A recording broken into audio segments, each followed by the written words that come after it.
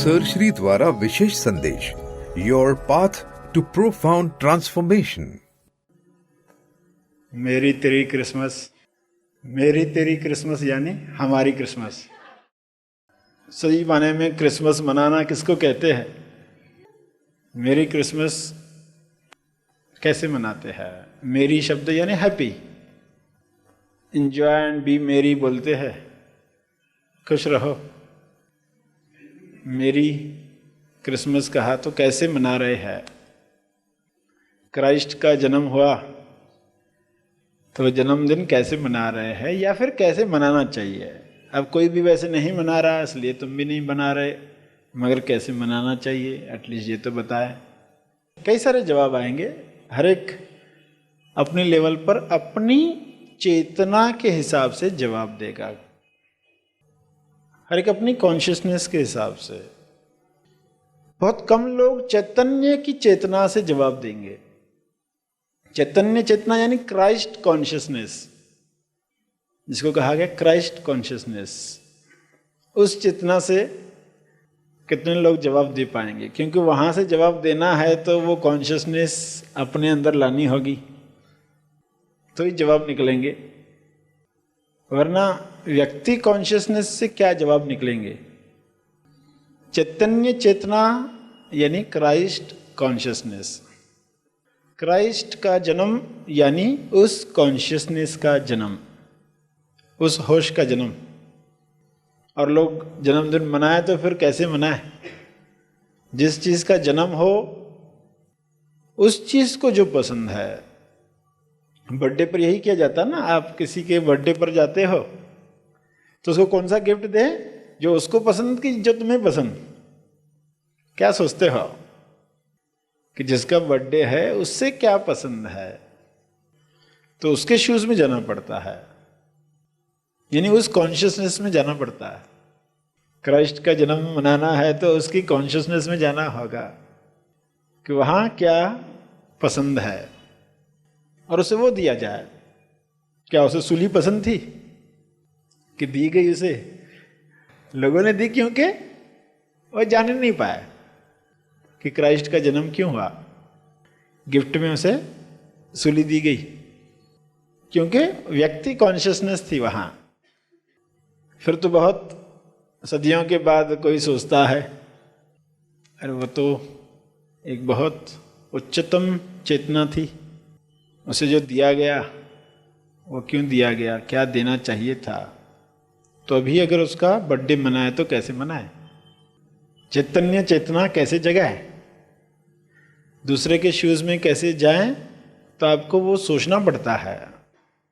अपने शूज़ में तो घूमते हैं सुबह से लेकर रात तक, तो उसमें सोचना नहीं पड़ता, बेहोशी में चलता है। तो बर्थडे एक निमित्त आ जाता है, एक कारण बन जाता है सोचने का, मनन करने का, कि मनन करें क्या तोहफा दिया जाए, क्राइस्ट को क्या तोहफा दिया जाए। और सब सोच कर देखो, जो जो आज तक आपने गिफ्ट में दिया है किसी को, ये दिया तो जवाब आएगा नहीं, ये देने से बात नहीं बनती, वो दिया तो ये देने से भी बात नहीं बनती। पर ऐसे ही मुकाम पर पहुंचोगे जब जो वह कॉन्शियसनेस चाहती थी वो हम कर पाते हैं, जब वहाँ क्या आज्ञा दी गई थी वो अगर हम कर पाते हैं तो वह सही गिफ्ट होती है। क्योंकि उस चेतना से जवाब यही आएगा कि इस तरह की गिफ्ट चाहिए, जो दे सकते हैं वो दे, जो समझ सकते हैं वो समझे, जिनके पास कान है वे सुने। सुनने वाला कहेगा कान तो हमको भी है, पर ऐसा क्यों कहा? जिसको कान है, सभी को तो कान है, बहरे थोड़ी है। पर कान होते हुए भी नहीं है, क्योंकि कान से जो आवाज टकराता है वो किस तरह लिया जाता है। कान से जो आवाज टकराया वो शब्द देने के लिए ही वो शब्द दिया गया, या उसके साथ कुछ अर्थ था जो देना चाहते थे जिसकी वजह से कोई शब्द बनाया। जब लोग लिटरल अर्थ शब्दों का छोड़कर अर्थ पर शिफ्ट होते हैं तो कहते इन्हें कान मिले हैं। वरना हर जगह यही चल रहा है कि शब्दों को सामने वाला जो कह रहा है उसका लिटरल अर्थ पकड़कर, कि किसी ने कहा जा रहा है बाहर और आपको कहता है, वो शायद रुमाल भूल गया है रूम में, तो कहता देखो रुमाल पड़ा है क्या अंदर कमरे में, वो आपको कहता है। आप जाते हैं देखते वापस आते कहते हाँ उधर पड़ा है। दौड़ते दौड़ते गए, दौड़ते दौड़ते आए, हाफते हाफते कहा कितना कष्ट किया, मेरे को सुना नहीं, हाँ रुमाल है उधर। उसको कहा अरे वो चाहिए था, वो चाहिए था, जाना था, देर हो रही थी इसलिए कहा जल्दी से देख लो मेरा रुमाल कहीं अंदर तो नहीं पड़ा है। इतना समय बर्बाद खुद ही गए होते।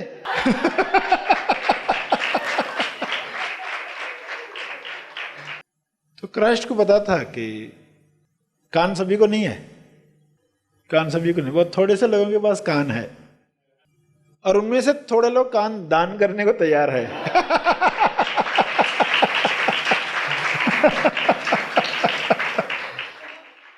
तो जो लोग उनकी शिक्षाएं पढ़ते हैं उनको लगता है कि अमीरों के खिलाफ थे, यीशु अमीरों के खिलाफ थे, क्योंकि उन्होंने कहा ना कि सुई के नोक होल से ऊंट निकल जाएगा मगर कोई अमीर इंसान नहीं निकलेगा। तो उन्होंने उस वक्त की भाषा में जो कहा, आज की भाषा में क्या कि अमीर बनो मगर अमीर खानदान मत बनो, कान दान करो, अमीर खानदान बन गए अगर तो सत्य पाना तुम्हारे लिए बहुत कठिन है। जिसके पास कुछ है नहीं या जो अपना कुछ मानता नहीं उसके लिए बहुत आसान है सत्य पाना। तो उस वक्त देख लिया ना अमीरों की क्या हालत है, वो तो सुनना ही नहीं चाहते। तो इसलिए उन्होंने कहा इस तरह के शब्द, इसका अर्थ अमीरों के खिलाफ ऐसा नहीं है, वो लोग नहीं, इंसान नहीं, ऐसा नहीं, क्योंकि फिर वो एक ही भाषा समझते हैं, पैसे की ही भाषा समझते हैं और जो चिपकाव हो जाता है उससे वही उनके लिए बाधा बन जाता है। तो इस तरह के शब्द बने कि अमीर बनो, अमीर खानदान मत बनाओ, क्योंकि जो देखोगे वैसे ही विचार आएंगे। फिल्में देखते हो तो सत्य की बात कैसे याद आए, तो उस तरह के ही विचार चलेंगे। जिस संग में रहते हो लोग आके क्या बात करते हैं आपसे, आज ये फिल्म में ऐसा दिखाया गया या ये प्रवचन में ये बताया गया। दो तरह के लोग मिलते होंगे ना आपको। तो किस तरह के लोग आपके लिए निमित्त बन रहे हैं। जन्मदिन कितना बड़ा निमित्त बन सकता है। यीशु का जन्म, क्राइस्ट का जन्म, ईसा का जन्म, जीसस का जन्म, मुक्तिदाता का जन्म। क्यों उस शब्द का अर्थ है मुक्तिदाता।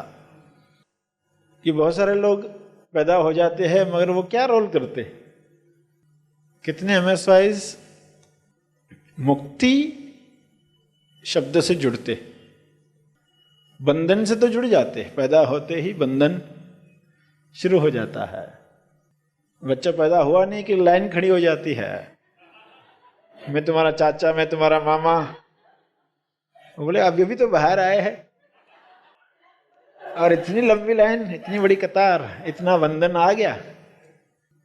बच्चे से कोई पूछता नहीं कि ये रिश्ते तुम्हें स्वीकार है कि नहीं है।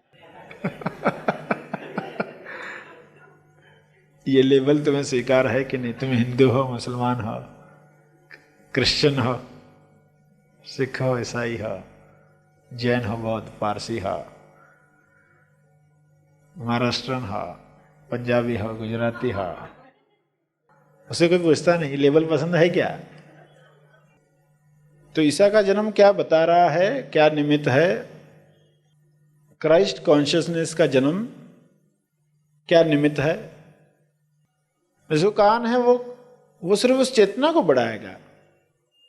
क्राइस्ट कॉन्शियसनेस आ गई तो ये आपको पूछना नहीं पड़ेगा ये करूं कि ये न करूं। निर्णय अंदर से आएगा, क्या करना सही है, इस सिचुएशन में क्या निर्णय लिया जाए, अंदर से जवाब आएगा। वो कॉन्शियसनेस जागृत हो गई, वो पैदा हो गई तो जवाब आएगा और वो परफेक्ट जवाब होता है।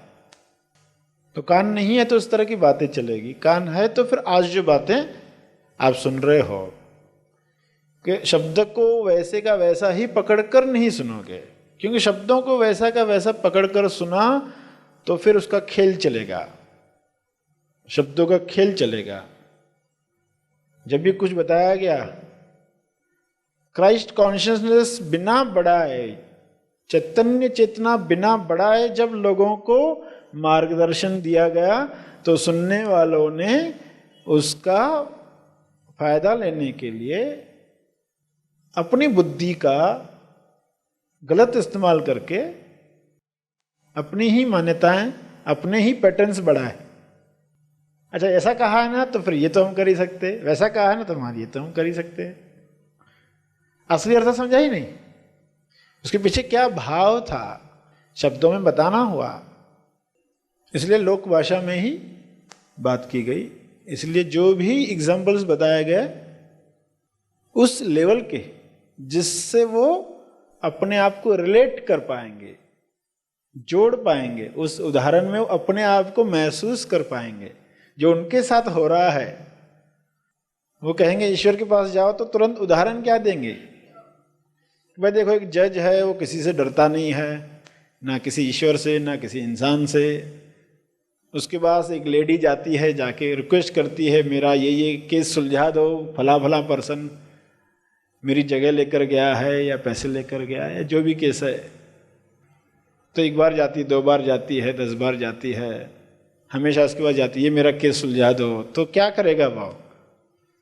उसके शूज़ में जाकर देखो तो वो बोलेगा कि ठीक है, इससे मुझे कोई फ़ायदा नहीं, कोई नुकसान नहीं, मगर इतनी बार आई है, अगर मैं काम नहीं करता उसका तो लोग क्या कहेंगे, और करता हूं तो मेरा क्या बिगड़ने वाला है, और इतने दिनों से बार बार आ रही है। तो वो एक जज ऐसा सोच के उसका काम कर लेता है, तो ईश्वर क्यों नहीं करेगा अगर आप बार बार गए तो?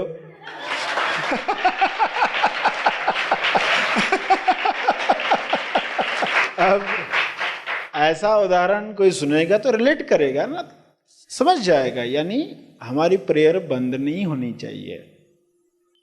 बताना क्या है, एक उदाहरण बताया तो लोग जो चल रहा है उस वक्त के काल में, जो चल रहा है 2000 साल पहले जो चल रहा था फिलिस्तीन में, उस नाजरत के गांव में जो चल रहा था, लोगों के आजू बाजू में जो हो रहा था, ज्यूज यहूदी लोगों के साथ जो बातें हो रही थी, जिसमें कानून, लीगल बातें, टैक्स भरना, लोगों के ऊपर लगान लगना, सिपाहियों का अत्याचार, वो सब बातें जो वो देख रहे हैं तो उससे रिलेट कर पाए, इसलिए उसको कहा लोक भाषा। तो लोक भाषा में नहीं, वो लोग जो समझ पाएंगे, जो रिलेट करेंगे, तो उस हिसाब से बताया गया। तो फिर जीसस का जन्म हुआ तो उसको क्या दिया जाएगा, वो जो चाहते थे, वह जो आज्ञा दे रहे थे कि बार बार ईश्वर के पास जाओ। लोगों को कैसे समझाया जाए, क्या चाहते हैं? क्राइस्ट कॉन्शियसनेस, चैतन्य की चेतना क्या चाहती है, वो हमारे अंदर अगर जग जाए तो हम महसूस कर पाए। वाकई वो चेतना जो चाहती है हम वो महसूस कर पाएंगे, और महसूस होगा तो होने लग जाएगा।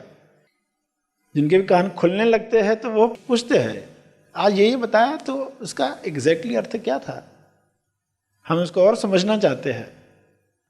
इसका जीवन में बड़ा लाभ है, हम उसको और समझें और सही ढंग से इस्तेमाल करें। जो अर्थ है इन शब्दों के पीछे उसका इस्तेमाल करें, वरना लोग लिटरल अर्थ लेके उलझे हुए हैं। कृष्ण ने कहा कि यदि बेटा पिताजी से रोटी मांगेगा तो क्या पिताजी उसको पत्थर देगा खाने के लिए?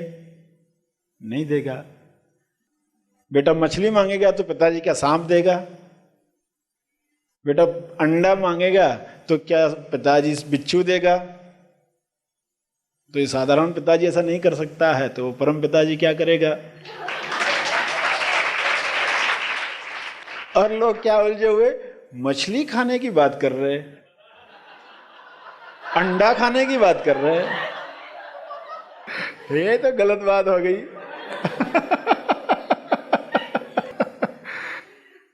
इसे तो कर्म बंधन बनता है। मगर लोग लिटरल अर्थ लेने वाले ऐसे कैसे कहा? अब उस वक्त लोग मछुआरे हैं, मछली पकड़कर ला रहे हैं, उनको कौन सी भाषा में बताया जाएगा? उनको मछली की भाषा समझेगी? तो उच्च चेतना का महत्व जब तक नहीं समझता कि परिस्थिति क्या है, स्थिति क्या है, उस हिसाब से कुछ कहा जाता है, तो हमारे अंदर भी क्राइस्ट कॉन्शियसनेस जगे तो सही माने में क्रिसमस मनाया।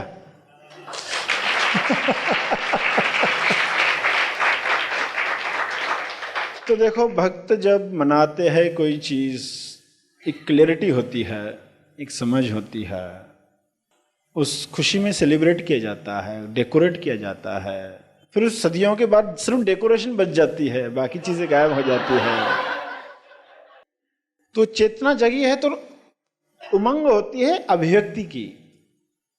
तो उस चेतना की वजह से अभिव्यक्ति हुई तो वो काम की है, पर बाद में वो चेतना गायब हो जाए, सिर्फ अभिव्यक्ति का आडंबर बच जाए, तो लोग सेलिब्रेट करेंगे, पटाखे जलाएंगे, डेकोरेट करेंगे, क्रिसमस ट्री बनाएंगे, तो फिर क्रिसमस नहीं मनाया।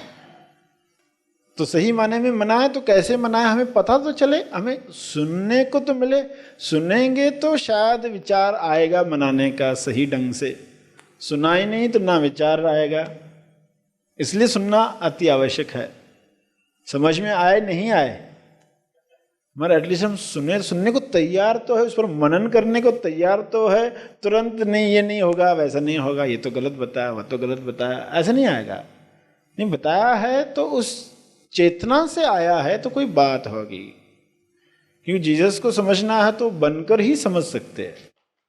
जीसस महान एक्चुअली बताना चाहिए, उनकी टीचिंग्स को समझा कर किस चेतना से ये जवाब आया होगा, जीसस की क्या हाइट थी चेतना की, ये कोई समझा पाता तो वो जीसस की महानता समझा पाता।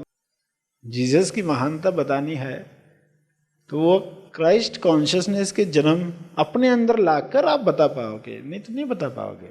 एक एक पंक्ति में क्या गहराई थी नहीं बताई जा सकती है। तो आज जो मौका था, वाकई बर्थडे कैसे मनाया जाए, जीसस का हो तो कैसे मनाया जाए? व्यक्ति की मौत के साथ मनाया जाता है कि व्यक्ति के जन्म के साथ मनाया जाता है? बर्थडे एक्चुअली कब? तो जब मौका था तो हर एक ने समझा कि जीसस किस चीज को उठाना चाहते, और किसी चीज को उठाया तो वही चीज उठानी थी क्या? ये प्रश्न तो बहुत कम लोग समझ पाएंगे। क्योंकि अगर हम यहां से एक चीज उठाते हैं तो सभी जानते हैं कि भाई ये चीज उठाई, मगर यही उठानी थी क्या? यही उठानी थी क्या? ये उठाया गया किसी और चीज को उठाने के लिए, क्योंकि बिना ये उठाए वो चीज उठती नहीं है, क्योंकि लोग उसको समझ ही नहीं पाएंगे। जीसस ने प्रेयर को सबसे ज्यादा ऊपर उठाया, प्रार्थना को सबसे ज्यादा ऊपर उठाया। देखोगे आज क्रिश्चियनिटी क्या है, प्रार्थना ही चल रही है। प्रार्थना को इतना ऊपर उठाया, मगर क्या प्रार्थना उठाना चाहते थे क्या? उठाना कुछ और चाह रहे थे, मगर लोगों ने वो समझा ही नहीं। उसको ऐसे एग्जांपल से समझो कि दो ट्यूब्स है, दो ट्यूब हमने रखे हैं, लेबोरेटरी में देखा होगा, केमिस्ट्री लेबोरेटरी में ऐसे दो ट्यूब है शीशे के, जिसके अंदर हमें कुछ भरना है, और दोनों के बीच में एक पतली सी पाइपलाइन है, कनेक्शन है। तो एक में आप भरते हो तो दूसरे में भी वो भरते जाता है। इसमें जितना भरोगे वो उतना भर जाता है। आप भर रहे हो ये चीज, आप इसको भर रहे हो कि ये उठे, मगर ये उठ रहा है। ऐसा प्रयोग भी करके देखोगे तो आपको खुद समझ में आएगा कि वाकई ऐसा ही होता है। हम एक ट्यूब में डाल रहे पानी, मगर दूसरे में ऊपर उठ रहा है। ऐसा कभी नहीं होगा कि इसमें ज्यादा होगा इसमें कम होगा, ऐसा कभी नहीं होगा, उतना ही इधर आ जाएगा। तो दोनों ट्यूब है, एक है प्रार्थना और एक है प्रभु का राज्य, तेजस्थान। एक अनुभव, ये ट्यूब है अनुभव की, ये ट्यूब है उस अंडरस्टैंडिंग की, उस क्राइस्ट चेतना की, जिसको प्रभु के राज्य में तुमको प्रवेश मिलेगा। बच्चे ही उस राज्य में प्रवेश कर सकते हैं। पहले प्रभु के राज्य में प्रवेश करो, फिर सब चीजें मिलेगी तुमको। ऐसी पंक्तियां कही है, बहुत बार कही है, पर वो टीचिंग समझ में नहीं आएगी। बच्चे बनो माने क्या, पता ही नहीं है। तो ये ट्यूब भरना, इसमें डायरेक्ट नहीं डाल सकते पानी, क्योंकि कोई समझेगा ही नहीं। अरे वो ट्यूब से शुरू किया होता, जो थोड़ा बहुत समझा गया वो भी नहीं समझा होता। क्रिश्चियनिटी को कोई जानता भी नहीं होता आज। पहले उसी ट्यूब पर ही बात की होती तो कोई जानता भी नहीं होता जीसस कौन था। देखो एक्चुअली बताना ये चाहते हैं, मजबूरी में ये सब चलता है। तो बताया गया कि पहले ये ट्यूब में भरते, यानी प्रार्थना करते जाओ करते जाओ। ये प्रार्थना करते करते हो क्या रहा है एक्चुअली? प्रार्थनाओं के साथ क्या हो रहा है, यहां पर कुछ हो रहा है। ये चीज उठ रही है, ये चीज को उठाने के लिए प्रार्थना की जा रही है। क्योंकि बार बार ये पंक्ति आई कि प्रार्थना करो, और फिर प्रार्थना करने की कला तुम्हें आ गई। वाकई एक समय ऐसा आया कि आपको प्रार्थना पूरी समझ में आ, कैसे प्रार्थना पूरी होती है। एक समय ऐसा आ गया कि प्रार्थना कैसे पूरी होती है। फिर आपको क्या कहा गया, अब प्रार्थना से उस अनुभव की प्रार्थना करो, वो मिल जाए। एक्चुअली मांगना है ये, पर मांगना आता ही नहीं है, तो क्या किया जाए? मांगना जो है वो हम मांग ही नहीं सकते, क्योंकि पात्र है ही नहीं, हमें मांगना आता ही नहीं। तो क्या किया जाए? तो पहले मांगना सिखाए। तो प्रार्थना है वो मांग, प्रार्थना करते जाए और धीरे धीरे सीखते जाएगा कैसे मांगते। सिंपल सी बात है ना, जो चीज आप बार बार करते रहोगे उसके रिजल्ट्स देखकर आपको पता चलेगा, अरे ये ऐसे मांगना चाहिए था, ये ऐसे मांगना चाहिए था। ऐसे मांगने से होता है, ऐसे उसमें अकड़ रखी, व्यक्ति रखा तो नहीं होता। फिर जब उस हाइट पर पहुंच जाओगे तो फिर बहुत आसान है। फिर कहना क्या, अनुभव पर हम स्थापित हो जाए, हो गया बात।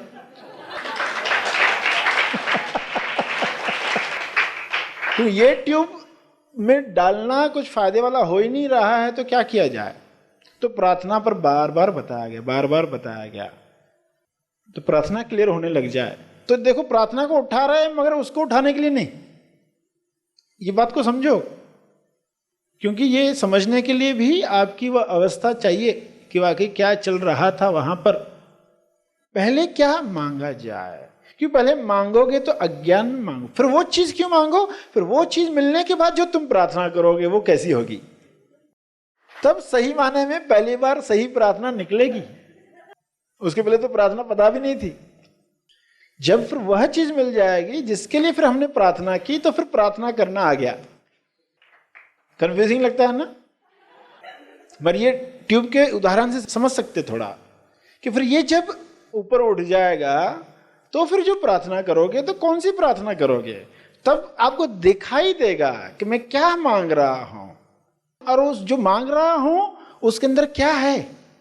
अगर आप चाहते हो कि मुझे फुटबॉल चाहिए, आपकी प्रार्थना मुझे एक फुटबॉल चाहिए, मुझे खेलना है, तो फुटबॉल को लात मारने की इच्छा है तो फुटबॉल चाहिए, प्रार्थना हो रही है। ये उदाहरण है, फुटबॉल के लिए कोई प्रार्थना करता नहीं है, मगर एक उदाहरण है कि फुटबॉल के लिए प्रेयर कर रहा है। अब अगर ये चीज उठ गई, अनुभव शुरू हो गया, फिर उसको कहा जाए फुटबॉल के लिए प्रार्थना करो, तो फुटबॉल के अंदर उसको बिच्छू और सांप दिख रहे, कैसे वो प्रार्थना करेगा?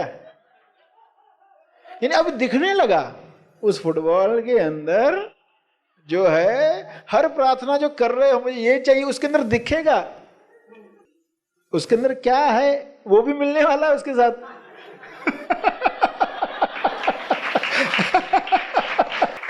तो कोई अज्ञान में प्रार्थना कर रहा हूं मैं, ये चाहिए, तो आप सोचोगे अभी कैसे समझाएं इसको, ये जो मांग रहा है ये अपना नुकसान कर रहा है, इसको कैसे समझाएं? तो फिर उसको वह समझ, वो दृष्टि, वो टॉर्च मिल जाए जिसके प्रकाश में उसको कहा जाएगा अभी तुमको टॉर्च मिल गई ना, अब खाली जो चीज चाहिए बस उसके ऊपर टॉर्च का प्रकाश डालो। यानी रियलाइजेशन के बाद पहली बार मालूम पड़ता है कि क्या मांगे। उसके पहले तो पता ही नहीं था, बस मांगते जा रहे थे, ये चाहिए ये चाहिए। फिर हम सोचते दुखी क्यों है। तो ये अवस्था जिसको दिख रही है, बच्चे देखो आपसे मांग रहे हैं मुझे ये चाहिए, मेरे को आइसक्रीम लेकर दो, मेरे को ये, आप जानते हैं उससे तकलीफ होने वाली है उस बच्चे को। उसको नहीं दिख रहा है, मगर आपको दिख रहा है, क्योंकि आपको पता है क्या तकलीफ होती है, क्या बीमारियां होती है। अगर आप डॉक्टर हो तो आपको पता चलता है, बहुत गहराई से पता चलेगा। मगर बच्चा फिर भी जिद किए जाए तो आप क्या बोलोगे कि चलो ठीक है, पहले हम इसको ट्रेनिंग देते हैं इसी चीज की, जो चीज वो मांग रहा है पहले इसको मांगना ही सिखाते। पहले तो मांग रहा है, गलत चीज मांग रहा है, और वो चीज नहीं मिलती तो और दुखी और दुखी। तो बेटर है इसकी इच्छा पूरी हो जाए। मगर उसको थोड़ी समझ, अभी हायर के लिए भी प्रार्थना करो, देखो ये मांगा ये मिला, ये मांगा ये मिला। अब अनुभव की भी मांग करो तो पर्सन राजी होता है, क्योंकि एक्चुअली अनुभव की प्रार्थना करवानी थी स्टार्ट में। मैं पसंद नहीं समझ पाएगा ना भाई, अनुभव क्या, मुझे तो विजुअलाइज ही नहीं होता है। फुटबॉल तो दिखता है, खेलते हुए देखा है, लोगों को खुश होते हुए देखा है, ट्रॉफीज के साथ देखा है, ऐसे ट्रॉफी मिलती है उसके बाद ऐसा होता है वैसा होता है, सब तो दिख रहा है। वो लाइव टेलीकास्ट देखा है, मगर ये अनुभव के बाद अनुभव दिख रहा ही नहीं है, ये है क्या चीज।